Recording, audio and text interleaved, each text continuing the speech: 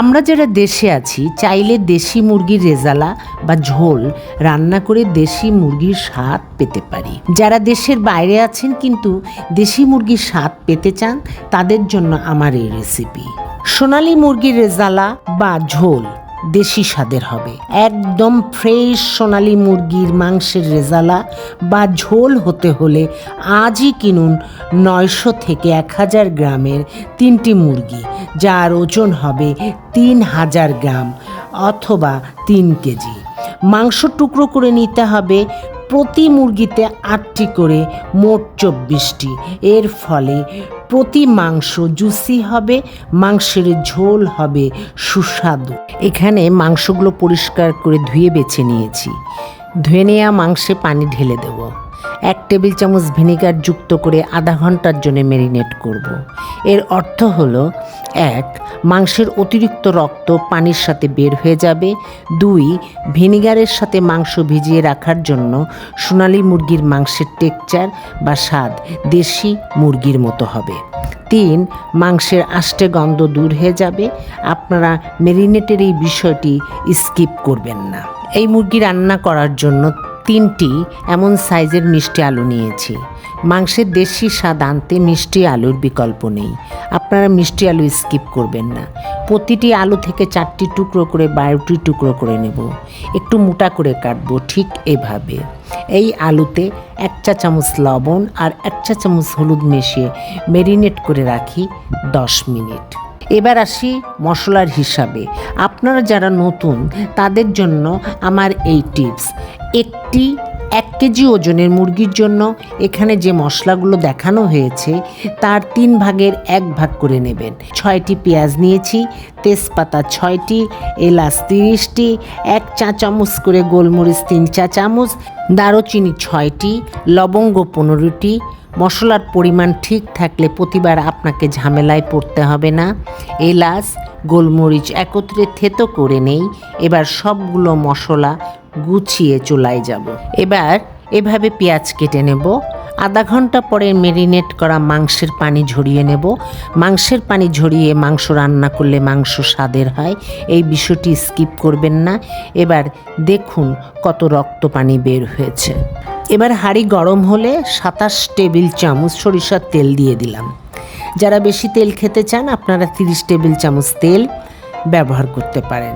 সরিষার তেলে ধোঁয়া উঠলেই আলু ভাজতে হবে। হাই হিটে তেল গরম হলে মাঝারি আঁচে আলু অর্ধেক ভেজে উঠিয়ে নেব। এবার 3 মুঠো পেঁয়াজ তেলে ছেড়ে দিয়ে ভাজতে থাকব। পেঁয়াজ নরম হলে তেজপাতা দেই, ভাজতে থাকি। এবার হামানদিস্তায় গুঁড়ো করা মশলাগুলো দিয়ে দেই। নাড়াচাড়া করে 3 টেবিল চামচ উঁচু রসুন বাটা দিয়ে তেলে ভাজি। রসুন থেকে মিষ্টি গন্ধ বের হলে 1/2 কাপ পানি যুক্ত করি। পানিতে 3 টেবিল চামচ উঁচু করে শুকনো মরিচ ও 3 চা চামচ হলুদ গুঁড়ো, 3 চা চামচ মৌরি গুঁড়ো, 3 চা চামচ পাঁচফোড়ন গুঁড়ো, এই দুটো মশলা অবশ্যই দেবেন। 3 চা চামচ ধনে গুঁড়ো দিয়ে ভালো মতন কষাবো। এখানে মৌরি এবং পাঁচফোড়ন দিয়েছি, সেজন্য আদা আমি স্কিপ করেছি। আবার 1/2 কাপ পানি দিয়ে এখানে 3 চা চামচ লবণ দিয়ে হাই হিটে কষাতে হবে। আবার 1/2 কাপ করে 2 বার, মানে 1 কাপ পানি যাবে এখানে। এরপর এখন 3 চা চামচ গুঁড়ো দুধ দিয়ে হাই হিটে মশলা কষাতে হবে। বেরেস্তা 5 আঙ্গুলে যতটুকু ওঠে এভাবে 3 বার বেরেস্তা ছিটিয়ে আর মশলা কষাবো না। এখানে সর্বমোট 2 কাপ পানি ব্যবহার করেছি। এখন আর মশলা না কষিয়ে এর উপরে মাংস দিয়ে এই অবস্থায় মাংস ঢাকা দিয়ে হাই হিটে ঢেকে দেব যতক্ষণ পর্যন্ত মশলা আপন ইচ্ছেতে কষে তেল বের না হবে। এখন ঢাকনা খুলে দেখি কি অবস্থায় আছে মাংসগুলো। মশলা থেকে তেল বের হয়েছে দেখতে পাচ্ছি। চুলার জাল হাই হিটে রেখে মাংস কষাতে হবে। মাংসের রেজালা বা ঝোল মাংস অবশ্যই আপনার চুলার হাই হিটে রাখবেন।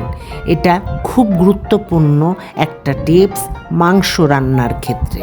মাংস কষানোর পর তেল উঠলে আলু দিয়ে দেই, সামান্য কষিয়ে গরম পানি দিয়ে দেই। এমনভাবে পানি দেব যেন পানি আর মাংস সমান সমান থাকে। পানি দেবার পরে হাই হিটে মাংস 5 মিনিট ঢাকনা সহ ফুটবে। 5 মিনিট পরে ফিরে আসলাম। এখন আর ঢাকনা দেব না ততক্ষণ পর্যন্ত যতক্ষণ এই অবস্থায় না আসে। এখন জিরা ছিটিয়ে দেব। এখানে জিরা নিয়েছি 3 চা চামচ। অর্ধেক জিরা এখানে ছিটিয়ে দিয়েছি আর গার্নিশের জন্য অর্ধেক রেখে দিলাম। তেলে জিরার গুঁড়ো দিলে মাংসের রং নষ্ট হয়ে যায়, তাই আমি পরে ব্যবহার করি। মরিচ 15টি, আস্ত মরিচ না চিড়ে ছিটিয়ে দেব। আপনি আদা ব্যবহার করতে চাইলে এখন আদার রস এই অবস্থায় দিয়ে দিতে পারেন। এখন চুলার নিভু আছে মাংস ঢেকে দমে রেখে দিলাম 5 মিনিট। মাংসের গুরুত্বপূর্ণ অংশ এবার দেখাবো। 5 মিনিট পরে ফিরে আসলাম। এবার চুলা বন্ধ করে 3 চা চামচ দারুচিনির গুঁড়োর মধ্যে মাংসের রস মিশিয়ে মাংসের চারিধারে মাখিয়ে দেই। আপনারা আপনার মাংসের দেশি স্বাদ পেতে চাইলে দারুচিনি স্কিপ করবেন না। মাংসের শেষ মশলাটি আপনার কিচেনে গুঁড়ো করে রেখে দিন। দারুণ মুরগির একটা রেজালা হয়েছে। আপনারা প্রতিটি স্টেপ অনুসরণ করে আপনার মতো করে রাঁধুন। মুরগির রেজালা বা ঝোলে বাঙালি বহুদিনের অভ্যস্ততায় তাদের হেসেলে রান্না করে আসছে।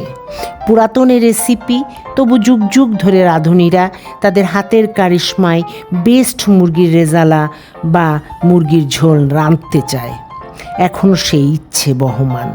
কালের বিবর্তনে দেশি মুরগির সাথে চলছে সোনালি ব্রয়লার কক। মাংসের নিজস্ব বৈশিষ্ট্যের কারণে এখন রান্নার ধরন পাল্টিয়েছে। মা দিবসে আমার মায়ের একটি উক্তি মনে পড়ছে, তোমাদের বেতনের পুরো অর্থ রান্নাঘরে খরচ করো, তাহলে ভালো করে রাঁধো না কেন? তখন সালটি ছিল 1993। উত্তরে এখন বলতে ইচ্ছে হয়, মা এখন ভালো করে রাঁধি।